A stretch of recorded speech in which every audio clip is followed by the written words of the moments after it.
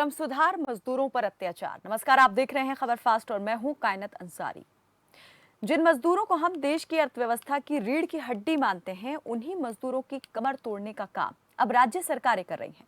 देश के कई राज्य कोरोना महामारी के नाम पर गोपनीय तरीके से कई श्रम कानूनों को कुछ साल के लिए हल्का कर रहे हैं, कमजोर कर रहे हैं। हालांकि यूपी की योगी सरकार की ओर से लाए गए इस अध्यादेश का विपक्ष और मजदूर यूनियनों ने विरोध भी शुरू कर दिया है। मजदूर संगठन इसे मजदूरों के शोषण का रास्ता खोलने वाला अध्यादेश की तरह जो है देख रहे हैं।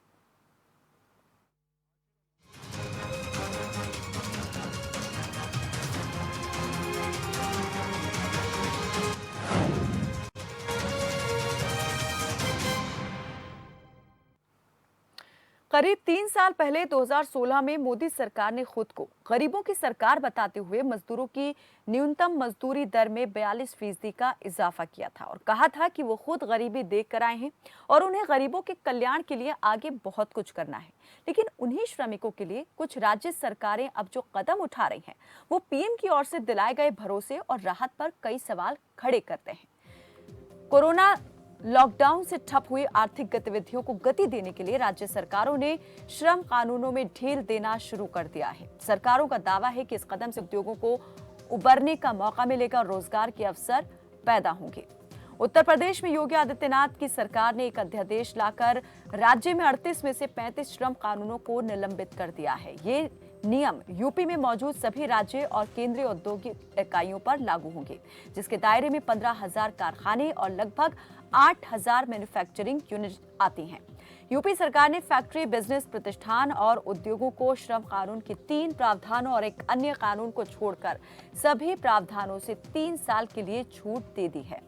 मध्य प्रदेश सरकार ने सभी प्रतिष्ठानों को सभी श्रम कानूनों से 1000 दिवस के लिए हर तरह की जवाबदेही से मुक्त कर दिया है और इसी तरह गुजरात सरकार ने नए उद्योगों, विदेशी और स्थानीय निवेश को आकर्षित करने के लिए 1200 दिन तक नए श्रमिक कानून से छूट देने की बात कही है।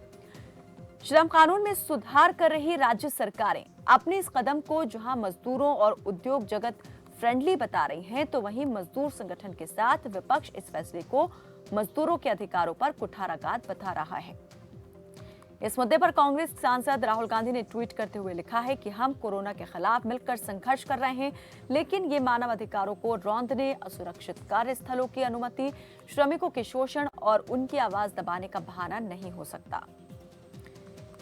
इन मूलभूत सिद्धांतों पर कोई समझौता नहीं हो सकता। राहुल गांधी की तरफ से ये ट्वीट किया गया है। इसके अलावा जो मजदूर संगठन हैं, यूनियंस हैं, उन्होंने भी इसके खिलाफ आवाज उठाई है। तो श्रम कानूनों में ढिलाई शुरू हो गई है। यूपी सरकार की ओर से ये कदम पहले उठाया गया, उसकी देखम देख अब कई और जो राज्य सरकारें हैं, उन्होंने भी इसी तरह से श्रम कानूनों को एक तरीके से समाप्त करना या यूं कहें कि कमजोर करना शुरू कर दिया है।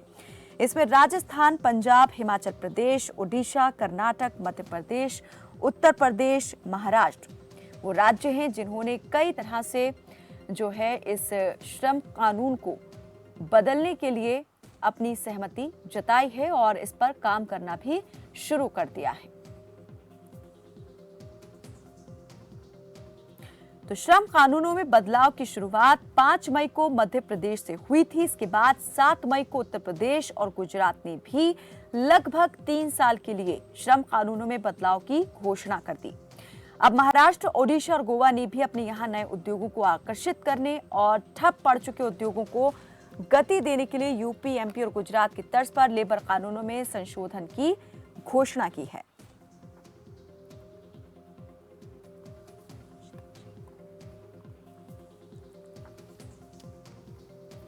तो श्रम कानूनों में ये ढिलाई किस तरीके से मजदूरों के अधिकारों और उनको दी जाने वाली सुरक्षा को चोट पहुंचा सकती है या पहुंचा रही है, इस पर हम ज्यादा चर्चा करेंगे। कई मेहमान हमारे साथ इस चर्चा में जुड़ेंगे।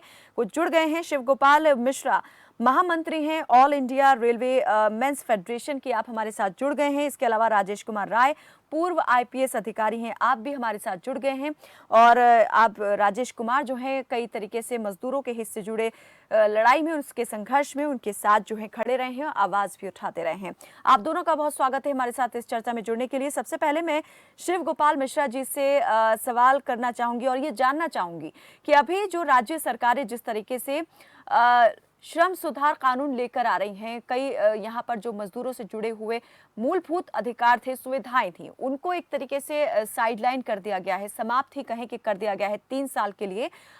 तो इसे आप किस तरीके से देखते हैं और क्या मानते हैं कितना ज्यादा यहाँ पर असुरक्षित जो है वो मजदूर वर्ग हो जाएगा इन सुधारों के बाद? यह कहना जी बिल्कुल श्रम सुधार नहीं है। यह श्रमिकों का गला घोटने के काम किया जा रहा है। हम्म। अभी जो भी श्रम कानून बने इस देश में, उसके तमाम जो कानून थे हमारे अंग्रेजों के जमाने से लड़ाई लड़ते लड़ते ये कुछ कानून बनाने का काम हुआ उस जमाने में, और फिर कुछ आज़ादी के बाद भी कानून बने। और उन कानूनों में बहुत सारे कानून ऐसे हैं जो कि हमारे जो नैसर्गिक सिद्धांत हैं, मूलभूत सिद्धांत हैं, उनसे जुड़े हुए सवाल हैं। संविधान के मूलभूत सिद्धांतों से जुड़े हुए सवाल हैं जी। जिसमें राइट ऑफ जो है ऑर्गेनाइजेशन है, राइट ऑफ नेगोशिएशन है। तो वो ऐसे ऐसे कानून, फिर कुछ ऐसे भी कानून हैं जो इंटरनेशनल ट्रीटी जो हम लोगों की हैं, ILO के मार्फत, उनको लेकर के जिस पर की कमिटमेंट है भारत सरकार का कि हम इन सारे कानूनों को मानेंगे। तमाम विश्व के जो देश हैं उनके साथ बैठ करके, मजदूर आंदोलनों के साथ बैठ करके ये तय करने का काम हुआ है। तो इस सबसे बात का है कि आज की तारीख में ये तमाम राज्यों ने इनको कोरोना की आड़ में शिथिल करने का काम शुरू कर दिया। और उत्तर प्रदेश की बात अगर हम करें तो वहाँ पर 3 कानून सिर्फ रह गए हैं। एक तो जो है बंधुआ कानून है, एक दूसरा जो है वो भूमि जो है वो क्या कहते हैं, वक्त पर वेतन देने का एक प्रावधान जो है वो रखा गया है। नहीं, अभी तो सबसे बड़ा सवाल है कि जो हमारा मिनिमम वेज कानून है, अब मिनिमम वेज कानून जो है वो वैसे ही आपके हाथ में है कि आप इसको इंडस्ट्री वाइज एक्सेप्ट करें ना करें। लेकिन जो एक बात समझ लेने की है कि 3 तरीके के वेजेज होते हैं। एक तो यह है कि मिनिमम वेज। मिनिमम वेज का मतलब यह है कि आपको जो इंडस्ट्री में हो जाए, जो आपको दे दिया जाए वो आप ले लीजिए। दूसरा है आपका जो है वो लिविंग वेज, जिसमें यह है कि कुछ आपको जितनी कैलोरी आपको चाहिए उतनी मिल जाए ताकि आप जिंदा रहें और दूसरे दिन काम करने के लिए आ जाए। और तीसरा है फेयर वेज। फेयर वेज का मतलब यह है कि आपके पास में इतनी तनख्वाह जरूर आनी चाहिए कि जो आपको, आपके परिवार को जो है वो खाना दे सके, उनकी पढ़ाई की कुछ सुविधा हो सके, कुछ आप एंटरटेनमेंट भी कर सकें। तो फेयर वेज और लिविंग वेज की बात तो कभी होती नहीं है। अब मिनिमम वेज जो है वो उसको भी आपने शिथिल कर दिया, जिसको कि कोई भी मालिक मानने के लिए तैयार नहीं होता है। जो आपका डीएम का सर्किल रेट है वो भी लागू नहीं होने का काम होता है। तो आपने जो है फैक्ट्री एक्ट खत्म कर दिया। फैक्ट्री एक्ट में का क्या मतलब है? सवाल इस बात का है, एक तरफ आप कहते हैं साफ सफाई होनी चाहिए, वो होनी चाहिए, महिलाओं को जो है वो सुविधा मिलनी चाहिए, और दूसरी तरफ आपने कहा कि फैक्ट्री एक्ट जो है वो हम उसको शिथिल कर देते हैं। इसका मतलब है कि किसी भी कंडीशन में, चाहे वो जितनी गंदी से गंदी कंडीशन हो, बदबूदार कंडीशन हो, उनमें चाहे पुरुष हो चाहे महिला हो, उसको काम करने के लिए वो बाध्य है। अगर आपने फैक्ट्री एक्ट का जो है वो कर दिया। आपने कहा कि हम इंडस्ट्रियल डिस्प्यूट एक्ट है, हमारा यूपी इंडस्ट्रियल डिस्प्यूट एक्ट है, उसको आपने कहा कि हम शिथिल कर देते हैं। इसका मतलब ये है कि अगर हमारा आपका कोई भी डिस्प्यूट हो गया तो हम कहीं भी नहीं जा सकते, हमेशा मालिक की ही चलेगी, और वो जो चाहेगा तो रखेगा, जब चाहेगा निकाल देगा। आपने हायर और फायर का राइट उसको दे दिया। तो जो फैक्ट्रीज के अंदर एक सुविधा थी कर्मचारियों को कि भाई कम से कम हम अगर ठीक ढंग से काम कर रहे हैं तो काम करेंगे। अभी तक बड़ी मुश्किल से 1 मई 1886 में हम लोगों ने एक अधिकार पाया मजदूरों ने कि 8 घंटे काम, 8 घंटे आराम और 8 घंटे उनका अपना जो है वो जो भी उनकी सोशल लाइफ है उसको बिताने का काम उनको करना चाहिए। अभी हमारे यहाँ आदेश हो गया, उत्तर प्रदेश में कहा गया कि 12 घंटा जो है वो आपको काम करना पड़ेगा।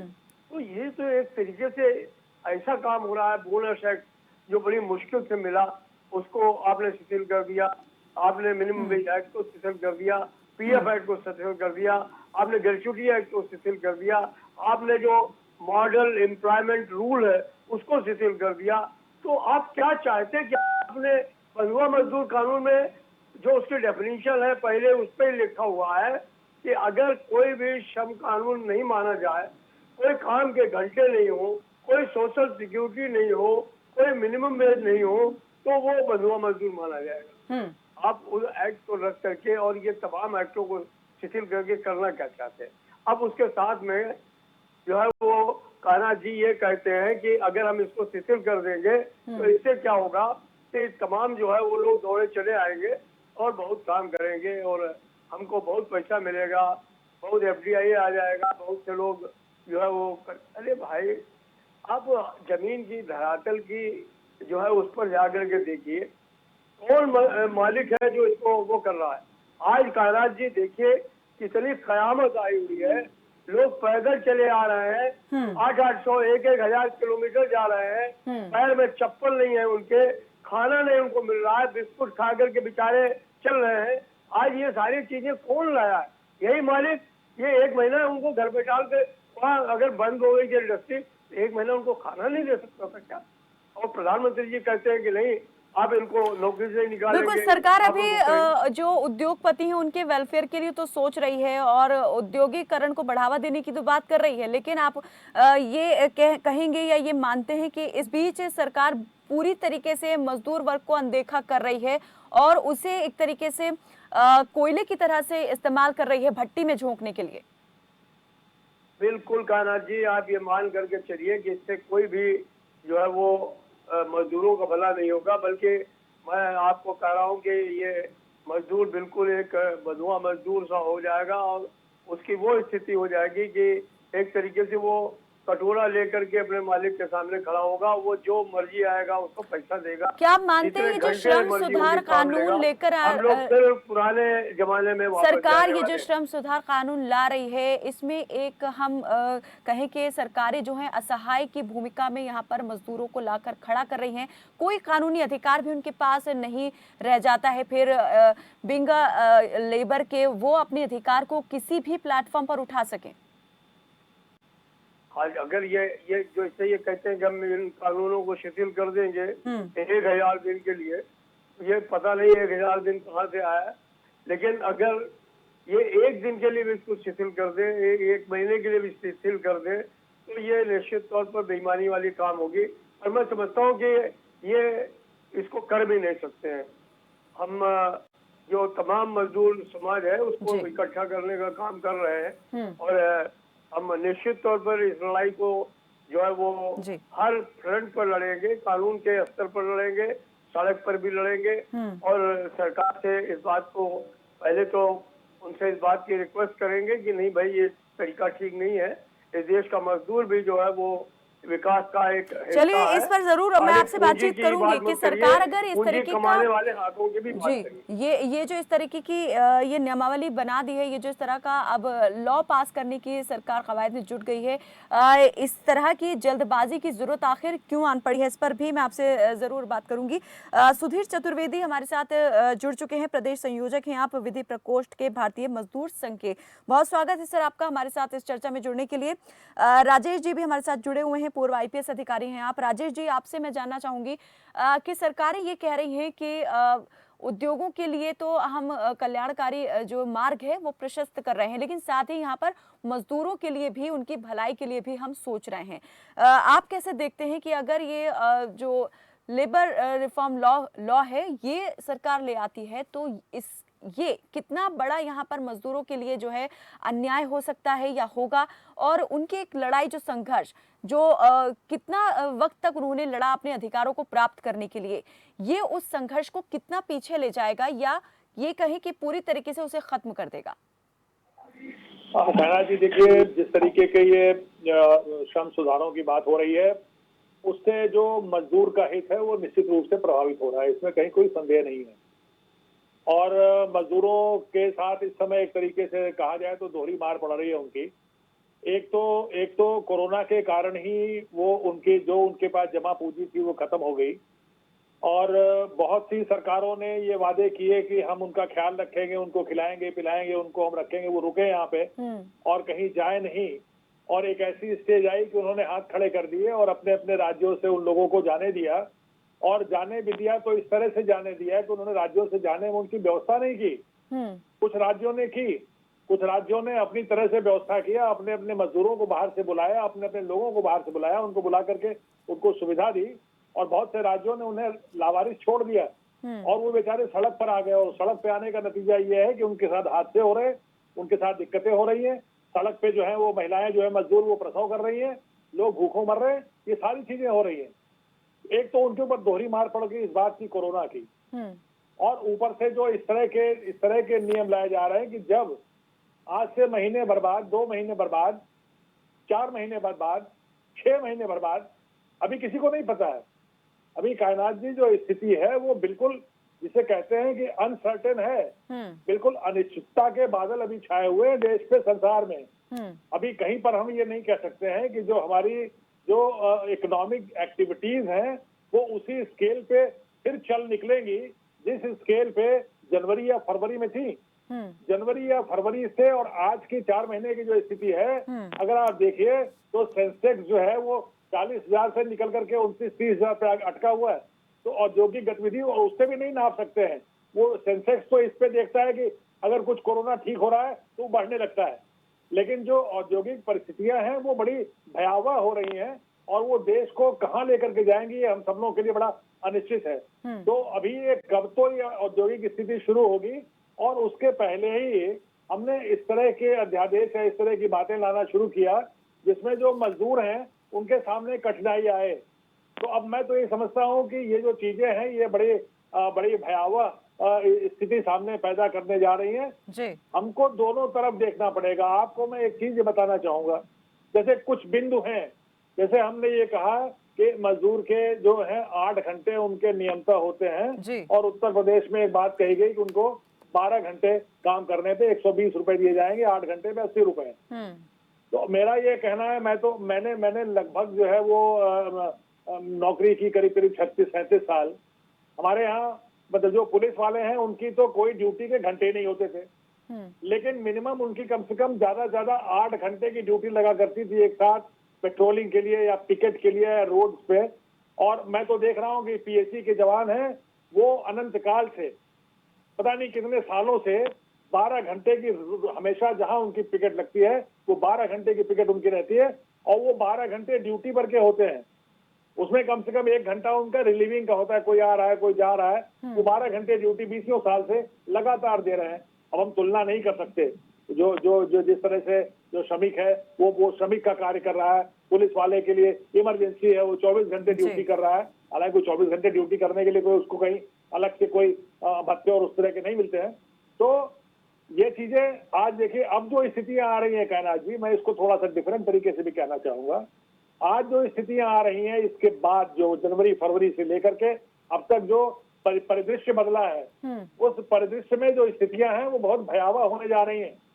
चाहे वो औद्योगिक हो, पता नहीं किस स्थिति में हमारी औद्योगिक स्थिति जाएगी, कहाँ जाएगा, उद्योग कहाँ पर जाएगा। उद्योग धंधे बंद हो रहे हैं, फैक्ट्रीज बंद हो रही हैं, आप देख रही हैं। बड़ी जो कंपनीज है, बड़े जो, यानी आप मानते हैं जो सरकार की तरफ से कदम उठाया गया है इससे संतोष नहीं और असंतोष जो है वो बढ़ेगा, प्रॉब्लम से सॉल्व नहीं होंगी और ज्यादा यहाँ पर बढ़ती हुई नजर आएंगी। मैं इसमें एक और बात कहना चाहता हूँ, मैं इसके अलावा भी एक बात और कहना चाहता हूँ। मेरा कहना है कि जब मान लीजिए किसी घर में 15-20 लोग हैं और एक आमदनी होती है, और आमदनी के जो जरिए हैं अगर वो घट जाएं, 4 लोगों की नौकरी निकल जाए, 2 ही लोग कमाने वाले रह जाएं, कुछ वहां पे जो आमदनी घर में जहाँ 50,000 रुपए महीने आ रही थी, अब उसी घर में अगर 15,000 रुपए महीने आमदनी आ रही हो, तो जो 20 लोगों के जीवन का स्तर है उसमें कहीं न कहीं थोड़ी बहुत गिरावट तो आएगी, बिल्कुल, और सबको स्वीकार करना पड़ेगा, उस कटौती को सबको स्वीकार करना पड़ेगा, थोड़ा बहुत सेक्रीफाइस सबको करना पड़ेगा कहीं न कहीं। अब उसका कितनी स्केल होगी, कितना जरूरी है, कितना गैर जरूरी है, ये सरकारों को ध्यान देना पड़ेगा कि किसी का अहित न होने पाए। हरीश चोपड़ा जी भी हमारे साथ जुड़ गए हैं, वरिष्ठ पत्रकार हैं। आप, बहुत स्वागत है सर आपका हमारे साथ इस चर्चा में जुड़ने के लिए। आएंगे आपकी तरफ। सुधीर चौधरी हमारे साथ, सुधीर चतुर्वेदी माफ कीजिएगा, बने हुए हैं, प्रदेश संयोजक हैं विधि प्रकोष्ठ के भारतीय मजदूर संघ के आप। सुधीर जी, यहाँ पर सरकार के इस तर्क को आप किस तरीके से देखते हैं कि सरकार ये कह रही है कि हम अपने राज्य में यहाँ पर यूनिट्स लगाएंगे और अपने राज्य के मजदूरों को जो है हम काम पर रखेंगे। दूसरा, ये जो सुधार किए जा रहे हैं श्रमिक लॉज में, वो उन्हीं की वेलफेयर के लिए है, उन्हीं के फायदे के लिए है। देखिए कैलाश जी, इसमें सबसे पहले हमें यह सोचना पड़ेगा इस लॉकडाउन के बाद में, इस कोविड-19 के बाद में जो स्थितियां पैदा हुई है, ये बात सत्य है कि जब एकदम सारा काम रुकता है, उससे शुरू कराने के लिए बहुत सारे कदम उठाने पड़ते हैं। तो सबसे पहली चीज जरूरी क्या होती है कि जो राष्ट्र हित हो वो सबसे पहले जरूरी होता है। तो राष्ट्र हित, उद्योग हित और तीनों के हित का समग्र विचार अगर हम करेंगे तो मैं समझता हूँ कि समस्या।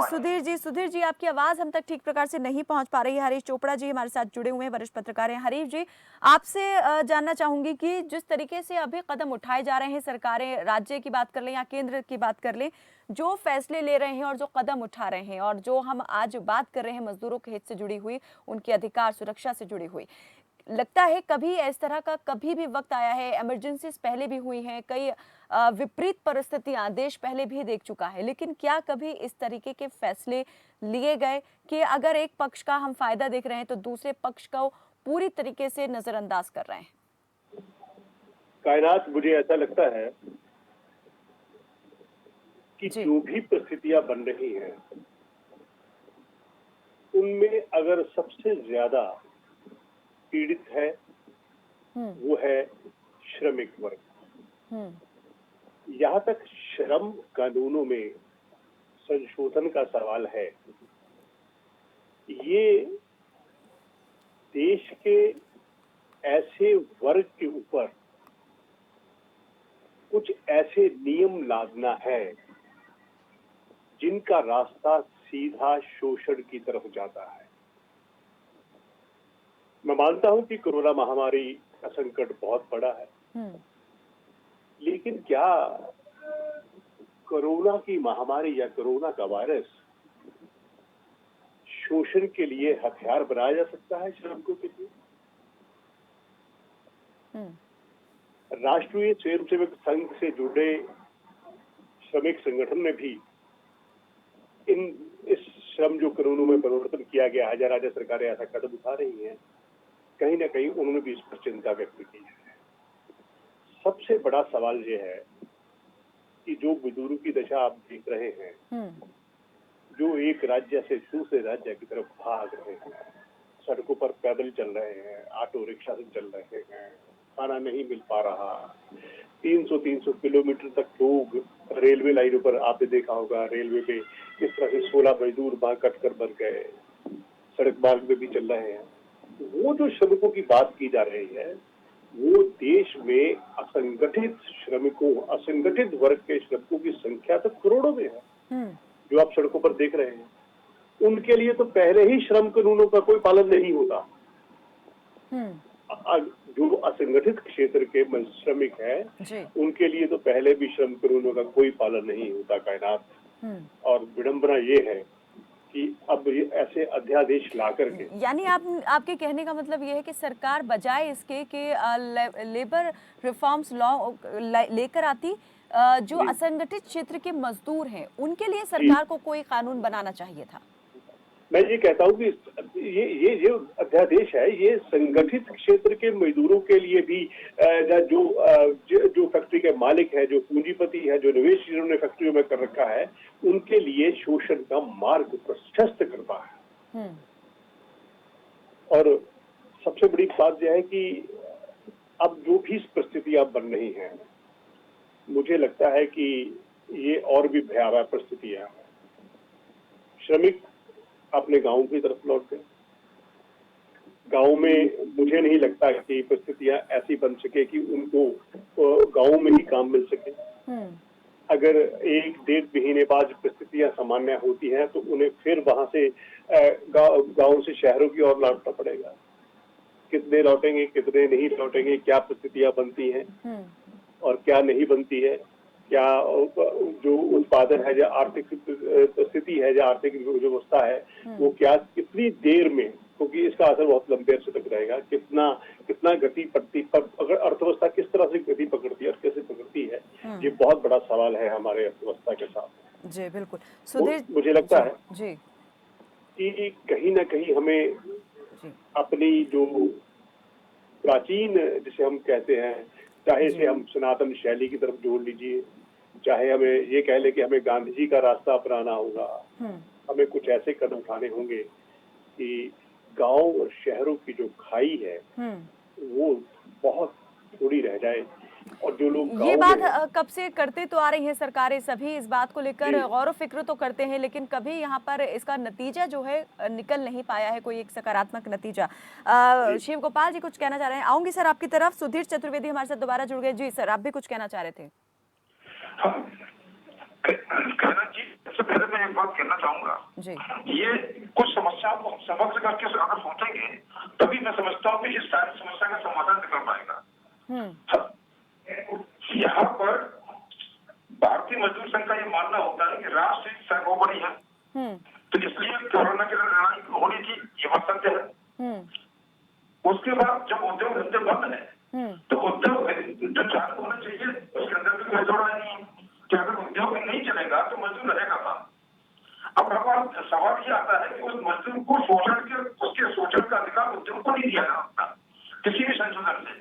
भारतीय मजदूर संघ ने इसका विरोध किया जी और विरोध करने के बाद सरकार से चर्चा हुई और चर्चा करने के बाद उनके हम हल निकाले। सुधीर जी एक बार फिर से आपको यहाँ रोकना चाहूंगी। आपकी ऑडियो जो है बहुत प्रॉब्लम कर रही है, फिर से हमें पूरी क्लियर आपकी बात समझ नहीं आ पा रही है। दोबारा हम जुड़ेंगे आपसे, संपर्क हम जल्दी साधने की कोशिश करेंगे। शिव गोपाल जी आप कुछ कहना चाह रहे थे। जी मैं कान्हा जी ये कहना चाह रहा था, एक तो मैं हरीश जी की बात से पूरे तौर पर सहमत हूँ कि ये जो कानूनों में बदलाव है ये निश्चित तौर पर वैसे ही शोषित हैं हमारे श्रमिक वर्ग, और इनके शोषण का खुला दरवाजा जो है वो किया जा रहा है। लेकिन मैं एक दूसरी बात भी कर रहा हूँ, राजेश सर ने यहाँ पर कहा कि अगर मान लीजिए कहीं पर आमदनी कम हो गई है तो उस पर जो है वो मिल बैठ करके विचार करना चाहिए।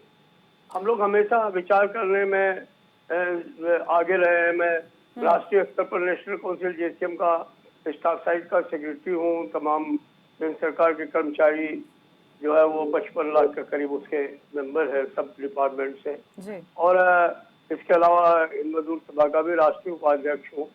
रेलवे की जो हमारी सबसे बड़ी यूनियन है ऑल इंडिया रेलवे फेडरेशन, उसका भी महामंत्री हूँ। मैंने ये एक जो इस समय नया वातावरण बना है ये मैंने अपने पूरे सर, जीवन में इस माहौल में क्या इस तरह एक के ऐसा श्रम सुधार माहौल बनाया कानून जा लाने रहा की है। जरूरत थी?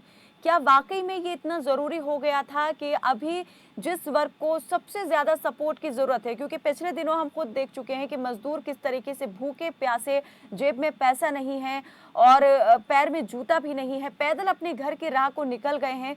सरकार उनकी कोई सुध लेने को तैयार नहीं थी। अभी भी घर जाने के लिए वो इंतजार कर रहे हैं और रोजगार का तो है ही नहीं कोई ठिकाना। अभी खुद इस असमंजस में है कि कब शुरू होगा रोजगार। दूसरी तरफ इस तरीके के सुधार जो लेकर आ रहे हैं श्रम सुधार कानून, उनकी मार, क्या ये वाकई में इतना जरूरी था कि इस वक्त में बिना उनकी हालत को समझे ये सुधार लाए जाए? ये जिनके सुधार हो रहे हैं कायनात जी, उनसे भी तो बात करनी चाहिए। सिर्फ पूंजीपतियों के लिए, सिर्फ उद्योगपतियों के लिए, उद्यमियों के लिए सिर्फ पूंजी जो है वो मजदूर का गला घोटे, पूंजी पैदा करने वाले हाथों को आप जो है वो ढूंढन कर दें, काम करने लायक नहीं रह जाए। उसके बजाय आपको कम से कम जो श्रम संगठन है उनके साथ बैठ करके बातचीत करनी चाहिए। उनसे कहना चाहिए कि हमारे सामने ये प्रॉब्लम है, बताइए आपके पास क्या सोल्यूशन है। हम लोग बताते हैं उनको कि हाँ ये सोल्यूशन है। आप कहीं डीए मत किए दे रहे हैं, कहीं तनख्वाह काटे ले रहे हैं, कहीं जो है वो अलाउंसेस बंद किए दे रहे हैं, ये तो कोई तरीका नहीं होता। तो बात यह है कि मेरे सरकार से विनती है, चाहे प्रदेश की सरकार हो, केंद्र सरकार हो या किसी भी प्रदेश की सरकार हो, कि कोई भी कानून को बदलना है, कोई भी परिवर्तन लाना है तो जिनके लिए आप परिवर्तन लाने की बात सोच रहे हैं उनसे बैठ करके आपको बात करनी पड़ेगी। और अगर आप बात नहीं करेंगे तो इस देश ने बहुत बार अशांति भी देखी है। तो मेरी समझ से हमें अशांति की ओर बढ़ने से रोकना चाहिए, इससे देश का विकास रुकेगा। और आज देश का विकास हुआ है तो वो इन मजदूरों की वजह से हुआ है। अभी हरीश जी ने बताया कि आज जो हमारी स्थिति है उनमें ये स्थिति है कि हमारे पास 48 करोड़ से ज्यादा जो है संगठित क्षेत्र के मजदूर हैं, जिनके लिए कोई कानून नहीं लागू होता, जिनके लिए कोई सोशल सिक्योरिटी लागू नहीं होती, जिनके लिए कोई काम के घंटे नहीं है, जिनके लिए कोई मिनिमम वेज नहीं है। हम मिनिमम वेज करवा भी देते हैं तो मालिक जो है वो उनका एटीएम कार्ड अपने पास रख लेता है। तो ये जो इस तरीके का इस देश के अंदर माहौल है, और उसमें फिर जो थोड़े बहुत कानून है आप उनको भी शिथिल कर दे तो फिर मजदूर कहाँ रह जाएगा। तो ये एक ऐसी परिस्थिति इस देश के अंदर पैदा होगी जो मुझे लगता है कि बहुत अशांति की ओर ले जाएगी इस देश को। तो मैं तो यही चाहूंगा कि वो अशांति नहीं हो, मजदूर के भी विकास की बात होनी चाहिए। हमारे प्रधानमंत्री जी जब कहते हैं कि सबका साथ सबका विकास, तो क्या उनमें श्रमिक नहीं आते क्या? तो उनको उनके बारे में भी सोचना चाहिए।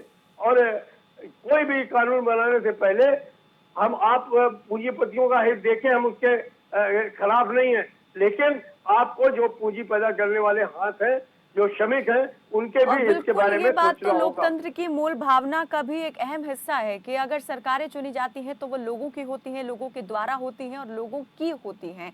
लेकिन यहाँ पर हम कहें कि पूरी तरीके से इस चीज़ को ही सरकारें अनदेखा करती जा रही हैं। चाइना से निकलने वाले उद्योगों को वो आकर्षित करना चाहती हैं, तो क्या मानसिकता भी चाइना की ही अपनाती जा रही हैं? सुधीर जी। देखिए, मैंने पहले भी जो मैं कहने का आपको प्रयास कर रहा था, ऑडियो के कारण रुक रहा था वो प्रयास जी। तो ये बात सही है कि इस राष्ट्र की उन्नति के लिए हमें समग्र विचार करना होगा, और जब समग्र विचार करना होगा तो उसमें उद्योग भी है, श्रमिक भी है और राष्ट्र भी है। अब ऐसी स्थिति में जैसे अभी पलायन की बात हुई, तो पलायन के लिए सबसे बड़ी चीज जिम्मेदारी क्या होती है? जो भी श्रम कानून बनते हैं, जो एडवाइजरी जारी होती है, उनके पालन न होने के कारण ये सब हो पाता है। अभी अपन ने जो पलायन पूरा का पूरा देखा, वो क्यों हुआ कि मार्च के महीने तक तो जो प्रधानमंत्री जी ने निर्देश दिए थे कि लॉकडाउन के पीरियड में किसी को निकाला नहीं जाएगा, उनको उनकी सैलरी दी जाएगी, तो मार्च के महीने तक की तो सैलरी दी गई, तब तक कोई पलायन नहीं हुआ। जैसे ही अप्रैल के महीने की सैलरी देने की बात आई, उन्होंने देना बंद कर दिया, मजदूर भुखमरी के कगार पे आ गया, और इसलिए उसने अपने कार्य के स्तर को छोड़ के बेरोजगारी की ओर बढ़ना शुरू हो गया। एक असंतोष उसके कारण से हुआ। अब यहाँ पर समस्या एक और आती है कि जहाँ अब यहाँ इसको रोकेंगे जब तक, सबसे बड़ी चेक ये करनी पड़ेगी अपने को कि जो भी कानून है, जो एडवाइजरी है, उसका पालन हो। आज स्थिति क्या हुई? परिवर्तन मजदूर कानूनों में किया गया, उस कानूनों में करने के बाद संदेह स्वाभाविक है, लेकिन अगर हम इसकी गहराई तक जाएं तो बहुत सारे कानूनों में जो संशोधन हुए वो लागू हो ही नहीं पाएंगे। कैसे नहीं हो पाएंगे? कि जैसे कि आईडी एक्ट के अंदर 1000 दिन तक किसी भी तुम्हारे नई फैक्ट्री जो आज की तारीख में लगेगी उस पर वो लागू नहीं होगा। अब किसी भी फैक्ट्री को लगने के लिए करीब 1-1.5 साल लग जाता है, और सीधी बात है 1000 दिन तक तो उसके अंदर कोई समस्या पैदा नहीं हो पाएगी। प्रैक्टिकली जो है हम लोग जो महसूस करते हैं, तो कई चीजें ऐसी होती है कि हमको उसको बढ़ा चढ़ा के भी नहीं करते हुए अभी, इसीलिए इस सारे हम लोगों ने जैसे श्रम कानूनों में संशोधन हुआ, सबसे पहला विरोध करने वाला भारतीय मजदूर संघ था, और उसका परिणाम भी हुआ कि माननीय मुख्यमंत्री जी से अभी 9 तारीख को हमने मुलाकात की, और उनसे मुलाकात करने के बाद बिल्कुल स्पष्ट आ गया कि जैसे काम के जो घंटे हैं, जो शॉप एंड एस्टेब्लिशमेंट एक्ट के तहत सुबह 6 बजे से लेकर रात के 12 बजे तक दुकानें खुली रहेंगी, तो उसकी अनुमति दे दी है। लेकिन यहाँ पर यह बिल्कुल स्पष्ट कर दिया गया है कि किसी भी मजदूर से 8 घंटे से ज्यादा काम नहीं लिया जाएगा। अगर 8 घंटे से ज्यादा जिनको 12 घंटे तक जहाँ पर शिफ्ट की बात करी है अलाउ किया गया है, वहां पर उनको 4 घंटे का ओवर टाइम दिया जाएगा, और वो भी डबल रेट से। मतलब मजदूर जो है 1.25 काम करेगा, उसको दुगनी तनख्वाह मिलेगी। लेकिन एक ही चीज होती है, जो कानून बनते हैं क्या इनके पालन हो पाएंगे? अगर हम इंस्पेक्टर राज अगर खत्म कर देंगे, अगर उसके ऊपर चेक नहीं रखेंगे, तो उन कानूनों का पालन नहीं हो पाएगा। तो अगर जहां पर अगर वो कानून ठीक है तो उनका पालन होना चाहिए। कुछ कानून ऐसे भी हैं जिनको हटाने के कारण से मजदूरों में असंतोष आएगा, तो उसके लिए हम लोगों ने भी चर्चा की, तो वो आया कि इसके बारे में विचार करते हुए जब तक इसमें विवाद नहीं आ रहा है तब तक हम इसमें चर्चा करके इसके हल निकालेंगे। अगर हल निकाला जाता है, जो अभी कहा था, अभी मैं सुन रहा था कि अगर मजदूर संगठनों के साथ में बैठ के जो लोग अफेक्टेड लोग हैं उनके साथ में बैठकर चर्चा की जाएगी, स्वाभाविक है मजदूर भी चाहता है कारखाना चले। मैं तो अभी एक जगह देखा कि जिन मजदूरों चर्चा को की जाएगी, ये बात सरकार भी अच्छी तरह से समझती है, लेकिन चर्चा क्यों नहीं की गई? उनको इस पॉलिसी जब यहाँ पर पूरी तरीके से सरकार इस खाके को तैयार कर रही थी, इसमें शामिल क्यों नहीं किया गया? कोई राय मशवरा क्यों नहीं हुआ? इस पर जरूर हम सवाल करेंगे। राजेश हाँ, कुमार राय जी। मैं इसको बताना चाहूंगा, मैंने जी। स्पष्ट करवाया इस बात को, जी। क्योंकि ILO का हमारा ठहराव है कि किसी भी श्रम कानून को बनाने के लिए जब तक ट्राइपार्टाइट मीटिंग नहीं होगी तब तक कोई भी कानून, श्रम कानून नहीं बन सकता है। जब सरकार से बात हुई तो सरकार ने एक ही बात बोला कि ये अंतरिम, ये कानून नहीं है, अंतरिम व्यवस्था है। लेकिन इस अध्यादेश को राष्ट्रपति की, केंद्र और राष्ट्रपति की मंजूरी के लिए भेज दिया गया है यूपी सरकार की ओर से। आप जो मान रहे हैं या जो सरकार कर रही है, दोनों में कितनी ज्यादा समानताएं हैं या कितना अंतर है? जरूर मैं इसकी बारीकियों को जानने की कोशिश करूंगी। राजेश कुमार राय भी हमारे साथ जुड़े हुए हैं। राजेश जी, क्या कहेंगे? आपने तमाम चर्चा सुनी, असंतोष बढ़ने की बात यहाँ पर आई। क्या लगता है अगर ये चीजें यहाँ पर जब भनक लगेगी मजदूर वर्ग को भी, क्योंकि अभी वो इस बात से बेखबर है, बाखबर नहीं है, जब उसे जानकारी होगी कि उसके अधिकारों से जुड़े हुए कितने बड़े फैसले सरकारें ले चुकी हैं, ले रही हैं, तो किस तरह का असर जो है वो देखने को मिल सकता है? कायनाथ जी, जो मैं जहाँ से इन चीजों को देख रहा हूँ तो मुझे लग रहा है कि आज की स्थिति में तो मजदूर बेचारा बिल्कुल जिसे कहते हैं उठल्लू का चूल्हा हो गया है। उसे कोई पूछने वाला नहीं है। जहाँ था, जहाँ उसकी नौकरी थी, जहाँ उसका जॉब था, जहाँ उसको रोजगार था, जहाँ 4 पैसे उसको मिल रहे थे, वहां से तो वो विस्थापित हो गया, वहां से तो वो चल दिया। अपना झोला झंटा उठा करके परिवार को लेकर के पैदल, साइकिल से पैदल निकल दिया अपने घरों के लिए, और एक बिल्कुल लंबे, जिसे कहते हैं ना कि अंधी सुरंग में जा रहा है वो, जहां उसको अभी उसका कुछ नहीं पता है। आप जिन बातों को हम लोग यहाँ पर चर्चा कर रहे हैं कि ये कानून कैसे है, कानून का क्या होगा, जो आज की तारीख में मजदूर है उसको तो इन कानूनों के बारे में नहीं, उसको तो ये है कि अभी मैं 10 दिन में अपने घर पहुंच जाऊं और वहां पर जाकर के देखूं कि मेरी रोजी रोटी की क्या स्थिति है। अगर जिन जगहों से वो निकल करके यहाँ से ये लोग माइग्रेट करके गए थे जहाँ जॉब करने के लिए, जिन उद्योगों में, जो उद्योग नगरियां हैं जहां पर ये जॉब करने के लिए गए थे, वो अपना घर द्वार छोड़ करके इसी लालच में गए थे कि वहां हम जाएंगे तो 2 जून की रोटी और सम्मान से अपना जीवन जी सकेंगे। और आज की जो स्थिति है, वो जो उद्योग बंद होने के कगार पे आ गए, बंद हो गए, कोरोना के नाते बंद हो गए, सब कुछ ठंडा हो गया, और जब उनके पास इस बात के लिए, खाने के लिए भी पैसे नहीं रहे, तो और सरकारों ने मदद नहीं की। अफसोस की बात यह है, मैं इसमें सबसे बड़े अफसोस की बात कहता हूं, इस बात के लिए बार बार कहा गया था कि ये जो है वो सरकारों की जिम्मेदारी थी कि जो स्टेट गवर्नमेंट्स हैं, कि जो उनके यहाँ जो मजदूर हैं, एक तो उनको जो उनका पैसा है वो मिलता रहे, अगर उनका पैसा नहीं मिल रहा है तो सरकार इस जिम्मेदारी को निभाए। और कुछ सरकारों ने उस जिम्मेदारी को निभाया। जब उन्होंने निभाया तो उनके यहाँ से मजदूर छोड़ करके नहीं गए, वो और जगहों से भी अपने मजदूरों को लेकर के आए और उनका उन्होंने ख्याल रखा, उनको भोजन कराया, कम से कम वो जो है उनका अहित ना हो। लेकिन जब इन परिस्थितियों से निकल करके वापस जब मजदूर अपने घरों पर आ जाएंगे, और घरों पर आने पर, गांव में आने के बाद जिस स्थिति को उनको फेस करना पड़ेगा, वो स्थिति भी बहुत सहज नहीं है। उन्हें फिर बिल्कुल, यहाँ मजदूरों के सामने बहुत सारी समस्याएं खड़ी हुई हैं और चिंताएं भी बढ़ेंगी। जी, बहुत कायनाथ जी, उनको अपने आप को अभी इंतजार करना पड़ेगा, तैयार करना पड़ेगा आगे आने वाली परिस्थितियों के लिए, कि फिर उन्हें जॉब के लिए कहाँ जाना है, फिर वहीं जाना है। मजदूर के सामने अभी संघर्ष ही संघर्ष यहाँ पर दिखाई दे रहा है। अगर नौकरी के लिए निकलेगा घर से तो रोजगार का संघर्ष तो है ही उसके सामने, लेकिन अधिकार, जब इस बात की जानकारी होगी कि जो सुरक्षा और अधिकार मिले हुए थे, दिए गए थे, वो भी उससे छिन गए हैं, तो उसके लिए फिर से उसे संघर्ष के लिए खड़ा होना पड़ेगा। बहुत शुक्रिया राजेश कुमार जी इस तमाम बातचीत में हमारे साथ जुड़ने के लिए। शिव गोपाल मिश्रा जी से मैं पूछना चाहूंगी। शिव गोपाल जी, जैसे अभी आपने कुछ देर पहले जिक्र किया था कि ये जो लेबर लॉज हैं, ये कहीं ना कहीं हमारा जो संविधान हमें अधिकार देता है, मूलभूत अधिकार जो संविधान की ओर से हमें मिले हुए हैं, उनसे भी जो है मिलते हैं और उनसे भी इनका नाता है, उनसे जोड़कर हम देख सकते हैं। तो क्या कहें कि जो हमारे मूलभूत अधिकार हैं उनके साथ छेड़छाड़ करना तो इतना आसान नहीं है, लेकिन अगर राज्य सरकारें कुछ इस तरीके का अध्यादेश लेकर आ रही हैं, तो ये कितना ज्यादा टकराव की स्थिति को पैदा करते हैं? क्या राज्य सरकारें फिर संविधान से ऊपर उठकर कहें कि फैसला ले सकती हैं? भले ही एक टाइम जो है उन्होंने यहाँ पर तय कर लिया है कि 3 साल तक जो है इसकी समय सीमा रहेगी। कायनाथ जी, अभी जो इन्होंने उत्तर प्रदेश शासन ने ये अध्यादेश को भेजा था केंद्र सरकार को। केंद्र सरकार ने उसको देख करके उसमें कुछ विसंगतियों को पाया है और अभी केंद्र सरकार ने उसको स्वीकार नहीं किया, उसको वापस राज्य सरकार के पास भेजा है कि ये चीजें ठीक नहीं है। और उसमें एक जो सवाल आपने अभी उठाया, जो मैंने पहले उठाया था कि ये जो right to organise, right to negotiate, ये जो हमारे अधिकार थे इंडस्ट्रियल डिस्प्यूट एक्ट के माध्यम से, इन सब चीजों को एकदम से समाप्त करने की आवश्यकता नहीं है, शिथिल करने की आवश्यकता नहीं है। एक ही कानून अभी अब कहा जा रहा है कि हम एक ही फैक्ट्री में दो तरीके के कानून लगा देंगे। जो पहले वाले हैं उनके ऊपर तो जो है वो लेबर लॉ लागू होगा, जो नया भर्ती होगा उसके ऊपर लेबर लॉ लागू नहीं होगा। ये तो वैसे हो गया जैसे पहले महिलाओं को और पुरुषों को अलग अलग तनख्वाह दी जाती थी, महिलाओं को कम दी जाती थी, पुरुषों को ज्यादा दी जाती थी।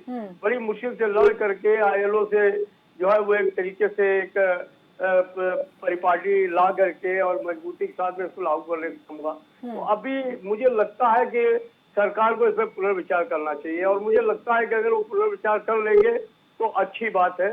हम लोग इस समय महामारी के खिलाफ लगे हुए हैं, इसको लड़ करके विकास को कायम रखना चाहते हैं और अगर मान लो नहीं करेंगे तो मुझे लगता है कि तमाम श्रम संगठनों को एक मंच पे आकर के अपने जो है वो एक तरीके से कि हमारा किस तरीके से आने वाले समय में हम बचेंगे, हमारी किस तरीके से सुरक्षा होगी, इसके लिए निश्चित तौर पर तमाम श्रम संगठनों को एक मंच पे आकर के लड़ना पड़ेगा और अपने अधिकारों की रक्षा करना। सर, संघर्ष तो बिल्कुल जैसा आपने कहा कि वो कर सकते हैं और करना पड़ेगा, लेकिन मैं ये भी जानना चाह रही हूँ कि हमारा संविधान जो है ऐसे में कितनी ज़्यादा इनको जो सुरक्षा है वो प्रदान करता है, अधिकारों की कितनी इनकी सुरक्षा और रक्षा करता है?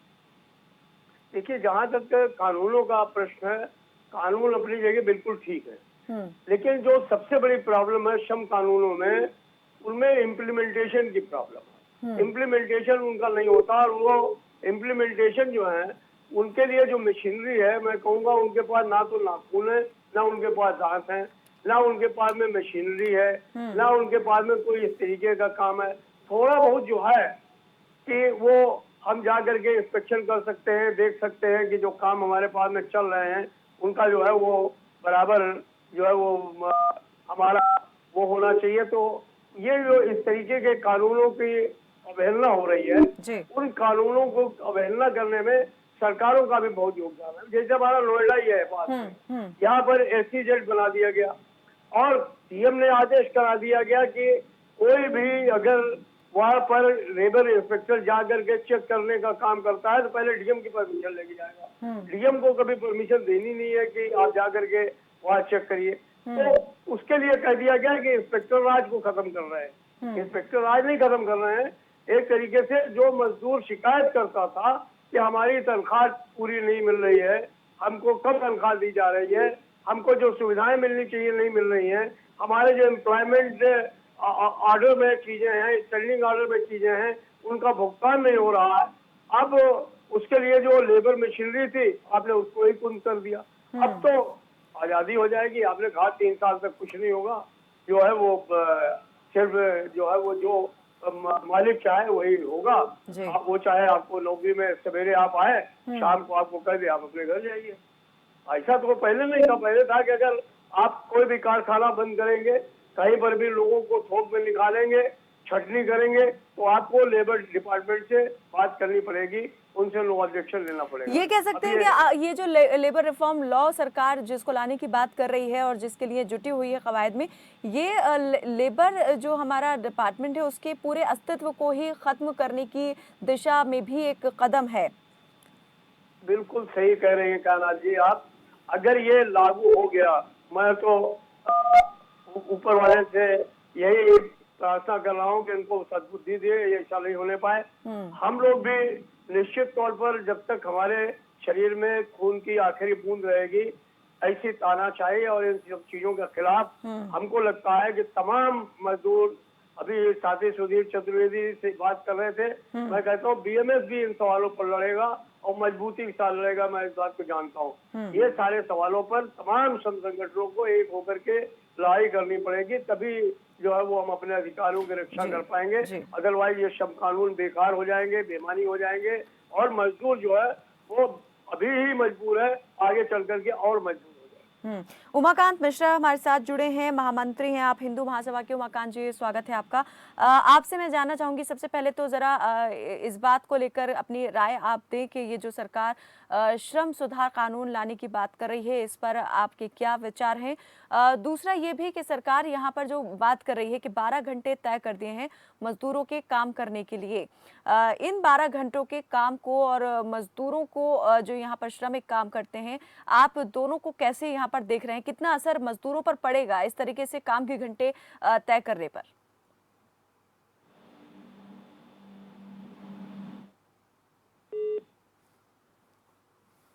चलिए, हमारा संपर्क लगता है उनसे टूट गया है। हमारे साथ हरीश चोपड़ा जुड़े हुए हैं, वरिष्ठ पत्रकार हैं। हरीश जी, मैंने आपसे ये सवाल किया था कि मैं ये आपसे ज़रूर जानना चाहूँगी कि इतनी जल्दबाजी में सरकार अगर इस तरीके के कानून ला रही है, राज्य सरकारें ला रही हैं बिना जानकारी दिए, बिना किसी सलाह मशवरा के मजदूर संगठनों से, तो इतनी जल्दबाजी की आखिर ज़रूरत क्यों है? ऐसा कदम जल्दबाजी में क्यों उठा रही हैं सरकारें? मैं इस बात को समझ नहीं पा रहा कि पहले ही जैसे हर राज्य में श्रमिकों के लिए एक न्यूनतम वेतन तय किया गया। अब यहाँ चर्चा में भाग लेने वाले सभी जानते हैं कि जमीनी सच्चाई क्या है।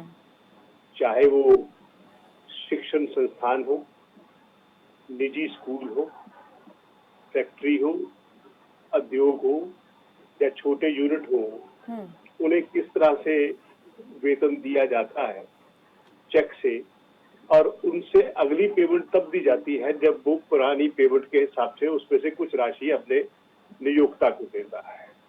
क्या पहले न्यूनतम वेतन मिल चुका है मजदूरों को? मैं एक बात और समझ में नहीं आ रहा है कि जिस देश की अर्थव्यवस्था की बात करते हैं, अर्थव्यवस्था को मजबूत बनाने की बात करते हैं, वो सारी अर्थव्यवस्था की मजबूती का आधार देश का श्रमिक और किसान है। परिस्थितियां इस तरह की पिछले कुछ वर्षों से सामने आ रही है। सबको मालूम है कि देश के ग्रामीण क्षेत्रों में रहने वाले गरीब तबकों, श्रमिकों और किसानों की आय में कोई ज्यादा वृद्धि नहीं हुई है। अगर आज मांग नहीं है, उत्पाद की मांग नहीं है, लोग साबुन तक कम खरीद रहे हैं, लोग घरेलू चीजें कम खरीद रहे हैं, तो निश्चित रूप से इसका असर जो है वो देश की अर्थव्यवस्था पर पड़ेगा। अगर किसान की जेब में पैसा आएगा, वो फसल कटने के बाद बाजार जाएगा, उत्पादन खरीदेगा, तो ही मांग बढ़ेगी। अब देश के ग्रामीण क्षेत्रों में मांग तो न्यूनतम रह गई, तो उत्पाद कितना? अब महामारी के दौरान सिवाय ग्रोसरी के अलावा किसी चीज की डिमांड नहीं है। अब मजदूर की जेब में पैसे नहीं होंगे, किसान की जेब में फसल बिकेगी तो आएगा, किस तरह से बिकेगी? चाहे सरकारें, राज्य सरकारों ने, कुछ राज्य सरकारों ने बहुत अच्छा काम किया है, लेकिन सवाल यह है कि ये सब जो संतुलन जो है, अर्थव्यवस्था का संतुलन जो है, वो शहरों और गांवों में बैलेंस बनाने से होता। आप अकेले मतलब पूंजीपतियों को, फैक्ट्रियों के लिए, देखिए उन सब के लिए सरकार पैकेज देगी। अगर एमएसएमई सेक्टर है, हरी जी, क्या लग रहा है राज्य सरकारें अभी दिमाग में रखकर ये बात चल रही है कि जो चाइना से निकलने वाले उद्योग हैं उनको आकर्षित किया जाए और अपने राज्यों में यहाँ पर उनकी यूनिट्स स्थापित की जाए? क्या लगता है कि ये सोच जो है ये बिल्कुल सही दिशा में सरकार की जा रही है, और मजदूरों की इस तरीके से एकदम फ्री हैंड दे देना, यहाँ पर दिखा देना इंडस्ट्रीज को कि मजदूरों को आप जैसे जी चाहें जो है उनका इस्तेमाल आप कर सकते हैं, आप आइए? तो क्या ये जो सोच है ये बिल्कुल सही दिशा में बढ़ रही है? क्या इस तरीके से उद्योग आएंगे, और आ भी गए तो क्या मजदूर इस तरीके से काम कर पाएंगे वहाँ? कायनात, बहुत अच्छा सवाल किया, बहुत ही अच्छा सवाल किया।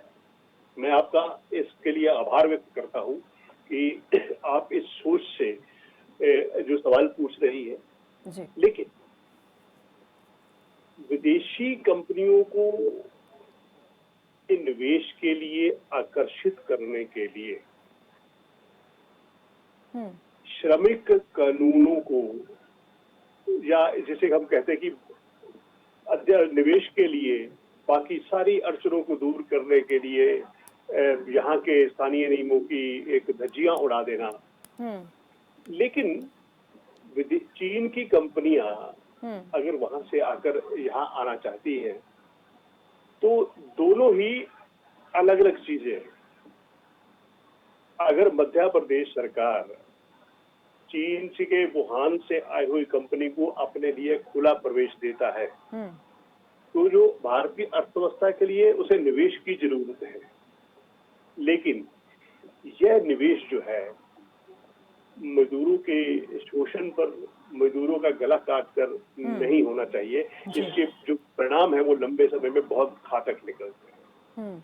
यहाँ पर अपने लिए ही, अपने ही लोगों के लिए आप जो है सबसे बड़ा खतरा जो है वो पैदा कर रहे हैं और उन्हीं को एक अंधे कुएं में धकेलने का काम यहाँ पर कर रहे हैं। बिल्कुल। उमाकांत मिश्रा जी हमारे साथ जुड़ गए हैं, महामंत्री हैं हिंदू महासभा के। बहुत स्वागत है सर आपका हमारे साथ इस चर्चा में जुड़ने के लिए। उमाकांत जी, आपसे मैं जानना चाहूंगी कि ये जो सरकारें लेबर लॉज में लेबर रिफॉर्म्स लॉज लाने की बात कर रही हैं, श्रम कानून सुधार की बात कर रही हैं, इसको ज़रा पहले आप बता दें कि आप कैसे देख रहे हैं और जो आप मानते हैं कि ये जो सरकारें हैं यहाँ पर मजदूरों के कल्याण की बात तो कर रही हैं, लेकिन क्या वाकई में इससे मजदूरों का कल्याण होगा? नहीं, इससे मजदूर का कल्याण नहीं होगा, बल्कि इससे मजदूरों को अहित होगा। क्योंकि ये जितने लेबर लॉज हैं ये सोशल वेलफेयर की स्टेट के नाते ये सरकार की जिम्मेदारी है कि मजदूरों के हितों की रक्षा के लिए ऐसे कानून बनाए जिससे उसका वर्किंग कंडीशन बेहतर हो, डिसेंट लाइफ हो, अच्छा वेज मिले। ये सरकार की संवैधानिक जिम्मेदारी है। अब इन्होंने जो कहा, लेकिन सर बीच में मैं आपको टोकना चाहूंगी, सरकार अगर ये भी कहती है कि उसे अभी जो अर्थव्यवस्था है उसको भी देखना है, तो ऐसे में अगर यहाँ पर एक पक्ष को अनदेखा कर दिया जाए और विकास को अभी पहले यहाँ पर गति देनी है, क्योंकि विकास नहीं होगा तो फिर कोई भी सर्वाइव नहीं कर पाएगा, तो इसीलिए इस तरीके की चीजें करनी जरूरी है। तो क्या ये मानते हैं कि ऐसा कर सकती हैं सरकारें, उनके हाथ में पावर है? जैसा अभी आपने कहा कि मजदूरों के हित के लिए काम करना भी सरकार की जिम्मेदारी है। देखिए, ये हम भी चाहते हैं कि मजदूरों का आर्थिक विकास में, औद्योगिक विकास में हिस्सेदारी हो, लेकिन उसके लिए उसको बंधुआ मजदूर की स्थिति में ला देना। जो बंधुआ लेबर है, बॉन्डेड लेबर की परिभाषा उसमें स्पष्ट है कि जो निर्धारित वेतन से कम वेतन दे वो बॉन्डेड लेबर है। उसकी वर्किंग कंडीशन खराब करके अगर 12 घंटे काम आदमी करेगा तो समझ लीजिए 16 घंटे उसको स्पेंड करना पड़ेगा। 1 घंटा आने में, 1 घंटा जाने में, उसको अपनी ड्यूटी जाने के लिए 1 घंटा तैयार होने में, तो 15-16 घंटा जो रेगुलर जाएगा वो फिर कैसे काम कर पाएगा? उसकी एफिशिएंसी घटेगी, स्किल घटेगी और वो जो उसकी स्वास्थ्य को प्रभावित करेगा। तो इससे मजदूरों में एक असंतोष पैदा होगा और वो स्थिति जो आज से 100 साल पहले 1886 में थे वो लाना चाहते हैं, जहां काम का घंटा नहीं था, सूरज निकलने से लेकर सूरज डूबने तक मजदूर काम करेगा। तो इससे औद्योगिक अशांति होगी, मजदूरों में असंतोष फैलेगा, इंडस्ट्रियल पीस डिस्टर्ब होगी, रिलेशन बिगड़ेंगे, इससे विकास कैसे होगा? और दूसरी बात, हमारे वहाँ जो इंडस्ट्रियल वर्कर की वेज है बहुत कम है।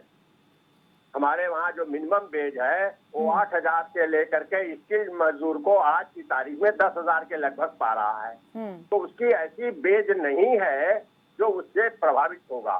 दूसरी बात, इस विकास के लिए हम एक्स्ट्रा काम करने के लिए मजदूरों को भी विश्वास में लेना चाहिए। अभी तक था कि हम एक शिफ्ट में 15 दिन से नाइट शिफ्ट नहीं कर सकते, अगर रात में शिफ्ट होती है तो मजदूर की हालत और बिगड़ेगी। तो इसलिए ये जो अध्यादेश है ये कह करके ऑल लेवल आज अगर वो करते हैं तो सर्विस हमारी कंडीशन कैसे रेगुलेट करेंगे? सेवा नियमावली जो बनी है, एम्प्लॉयमेंट स्टैंडिंग ऑर्डर 1948 का है, उससे कर्मचारियों की जो सर्विस वो रेगुलेट होती, वो कैसे रेगुलेट करेंगे? हमारी छुट्टी का क्या होगा? हमारे एनुअल लीव मिलते हैं, हमको कैजुअल लीव मिलते हैं, अगर ये कानून ही खत्म कर देंगे। चलिए बिल्कुल सर, बहुत मेरे पास कम वक्त बचा है, मैं जल्दी से चाहूंगी अंतिम प्रतिक्रिया मैं सभी से ले लूं इस एक सवाल पर कि अभी सरकारों के सामने जो है मजदूरों के पास कितना आप मानते हैं कि एक मादा बचा हुआ है अपने अधिकारों के, अपने क्षेत्र के लड़ने के लिए, कितनी मजबूती के साथ वो अपने अधिकार जो है सरकार से मांग सकता है अभी इन हालात में? देखिए, हम ये मानते हैं कि हालात ठीक नहीं है। हम ये मानते हैं कि इससे उद्योग के भी आर्थिक स्थिति पर बहुत प्रभाव पड़ा है। हम ये मानते हैं कि जो उद्योग लगाए हैं, उद्योगपतियों के सामने एक बड़ी संकट आ गई है, क्योंकि इससे कच्चे माल का आना रुका है, इससे जो उनके माल तैयार हैं वो बाहर नहीं जा रहे हैं, उनका जो कैश फ्लो है रुका है, उससे जो वो इंटरेस्ट देते हैं वो बढ़ रहा है, तो निश्चित रूप से है। लेकिन ये सारी समस्या गरीब यानी अल्प वेतन भोगी मजदूरों पर लाद करके, अमानवीय व्यवहार करके नहीं हो सकता, नंबर एक। नंबर दो, हमने लिख के मुख्यमंत्री को दिया है कि वर्तमान में जो समस्याएं हैं इसके लिए आपको एक अस्थायी समिति बनानी चाहिए। इसके लिए सभी पार्टनर को, जो इसमें स्टेक होल्डर हैं, इंडस्ट्रीज को भी, ट्रेड यूनियन को भी और दूसरे लोगों को भी इन्वॉल्व करके, बिल्कुल ये कोई कम से कम जो पॉलिसी मजदूरों के लिए बनाई जा रही है उनको भी इस बात की खबर होनी चाहिए, और जो प्रतिनिधि हैं मजदूरों के उनसे भी बातचीत इस संबंध में होनी चाहिए। शिव गोपाल जी, उन्होंने जो बनाया है, जो मेरे सामने है अध्यादेश, ये बिल्कुल यूनिलेटरल है। ये एक तरफा एक ऐसा है, पहला उनका है ऑर्डर नंबर 1, जिसमें वो कहते हैं चैप्टर 2 में कि all factories and establishment engaged manufacturing and process shall be exempted from the operation of all labour laws. All मतलब अब कोई श्रम कानून बिल्कुल यूपी की बात कर ले तो 38 यहाँ पर लेबर लॉज थे राज्य में, जिनमें से 35 को सरकार ने समाप्त कर दिया, सिर्फ 3 को ही रखा है यहाँ पर। शिव गोपाल जी, जल्दी से जो मैंने सवाल यहाँ पर किया था अभी उमाकांत जी से, मैं चाहूंगी उस पर अपनी प्रतिक्रिया दें। उमाशंकर जी हम लोगों के बड़े जुझारू नेता हैं जी, और मुझे आशा है कि जमीन में वो उतर करके इसके खिलाफ लड़ेंगे, मैं उनसे आशा करता हूँ। मैं इस बारे में यही कहना चाहूँगा कि देखिए, मजदूरों की लाशों पर कोई विकास नहीं हो सकता है। सरकार को पूंजीपतियों को जिंदा रखना है, उद्यम को जिंदा रखना है, उद्यमी को जिंदा रखना है, तो फिर श्रमिक को भी जिंदा रखना पड़ेगा। और उसके लिए इस तरीके के जो ये कानून ला रहे हैं वो लाने का कोई आवश्यकता नहीं है। देश में जो संकट है उस पर तमाम श्रम संगठनों के साथ बैठे बातचीत करें, हम लोग कोई रास्ता निकालेंगे जिससे कि देश भी चलेगा और श्रमिकों को भी कोई बिल्कुल आपसे समझ से यहाँ पर मजदूरों के साथ बातचीत करके सरकारें इस पर आगे बढ़ सकती हैं, दूसरे रास्ते भी अपनाए जा सकते हैं। बजाय बात कहता हुआ अपनी बात कायनात जी खत्म करूंगा कि एक जगह नहीं सारा शरीर है जख्मी, एक जगह नहीं सारा शरीर है जख्मी, दर्द बेचारा परेशान है कहाँ से उठे, ये आज उठे तो उठे कहाँ से। जी हरीश जी, हरीश चोपड़ा जी, इस समय मैं सभी के विचार सुने, बार बार ये कहा जाता है कि हम चिंतन करेंगे, हम मंथन करेंगे। राजनीतिक दलों का काम है चिंतन मंथन करना, पराजय पे भी करते हैं, विजय पे भी करते हैं, सरकारें बनाने पर भी करते हैं, सरकारें जब गिरती हैं तो भी चिंतन मंथन होता है। लेकिन इस समय जरूरत इस बात की है कि देश के श्रमिक वर्ग को क्या इतना ध्यान रखा जाए ताकि संकट काल का समय निकल जाए। मैं इस बात का पक्षधर नहीं हूँ कि भविष्य में श्रमिक बिल्कुल जो आत्मसम्मान यहाँ पर श्रमिकों का पहले ही इतना चोट खाया हुआ है, उसमें कम से कम और ज्यादा चोट ना दी जाए। नहीं, मैं इस बात का पक्षधर नहीं हूँ कि कल को आंदोलन खड़ा किया जाए या अराजकता की स्थिति पैदा हो जाए, क्योंकि संकट बहुत बड़ा है, बहुत संभल कर बिल्कुल। लेकिन हरीश जी, जब यहाँ पर सरकारें अनदेखी किसी चीज की करती हैं तो ये हम देखते आए हैं, इतिहास रहा है कि कोई ना कोई क्रांति और आंदोलन फिर यहाँ पर उठता ही है, सर उठाता ही है। बहुत शुक्रिया आप सभी मेहमानों का इस चर्चा में हमारे साथ जुड़ने के लिए। तो राज्य सरकारें श्रम कानूनों में सुधार लाकर लॉकडाउन से कर्राह रहे उद्योग जगत को राहत देना चाहती हैं, लेकिन दूसरी तरफ वो उन गरीब मजदूरों की अनदेखी भी कर रही हैं जिन्हें इस लॉकडाउन में हाशिए से भी नीचे धकेल दिया गया। सड़क से पैदल भूखे प्यासे गुजरते इन मजदूरों के अधिकारों की रक्षा तो सरकार ने तब नहीं की जब उन्हें जरूरत थी। अब निवेशकों को आकर्षित करने के लिए इन्हें चारे के रूप में जरूर देख रही है। राज्य सरकारों ने उन गरीब मजदूरों की स्वतंत्रता और अधिकारों को दांव पर लगा दिया है जिन्होंने लंबे संघर्ष के बाद पूंजीपति जगत से अपने अधिकारों की जंग जीती थी और एक बार फिर ये लड़ाई उनके सामने खड़ी नजर आ रही है। फिलहाल के लिए मेरे साथ बस इतना ही। आप देखते रहिए खबर फास्ट। नमस्कार।